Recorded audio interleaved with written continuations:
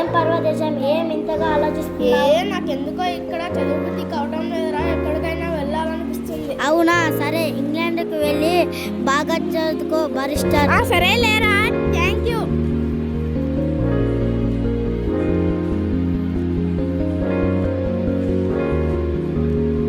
నాన్న, నేను ఊరికెళ్తున్నాను, 4 రోజులు రాను. సరే వెళ్ళి రారా జాగ్రత్తగా. ఎలా ఉన్నారా? అరే నాకు డబ్బులు కావాలరా. ఎంత కావాలి పర్వదేశం? సరే లేరా, థ్యాంక్ యూ.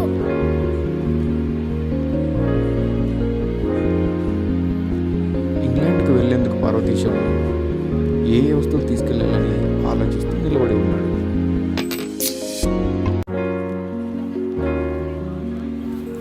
అక్క, నాకు కొన్ని వస్తువులు కావాలి. చెప్పు, ఏం కావాలప్పా? దేశవాళీ దువ్వెన ఒకటక్క, మరచెంబు ఒకటి, చాదు, గొడుగు, మడత మంచం, 2 అంగవస్త్రాలు. పట్టువయ్యా, పట్టు తీసుకోవయ్యా.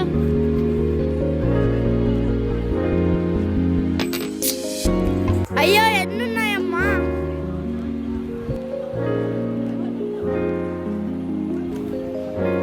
అయ్యో, ఉండక్క.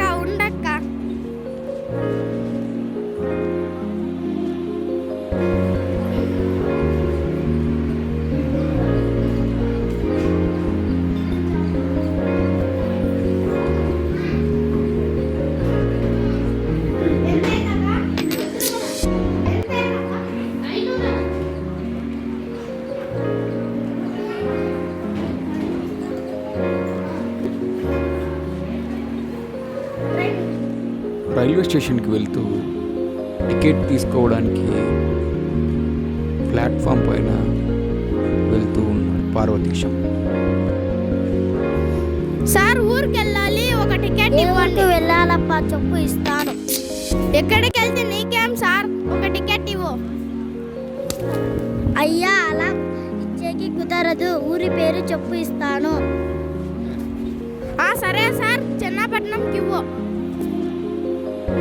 పట్టయ్యా, తీసుకో. అయ్యో, ఏం జనమయ్యా? అయ్యయ్యా, ఎవర్రా గాడిద వెదవలు వెనక నుంచి తోసింది? కింద పడ్డ పార్వతీశం తన వస్తువుల్ని చేతిలోకి తీసుకుంటూ, ఎందుకొచ్చిందిరా ఈ గొడవ, ఏదో ఊర్లో ఉంటే ఈ తిప్పలన్నీ తప్పేవి కదా అని ఒక వస్తువుని తీసుకుని పైకి లేస్తూ ఉన్నాడు.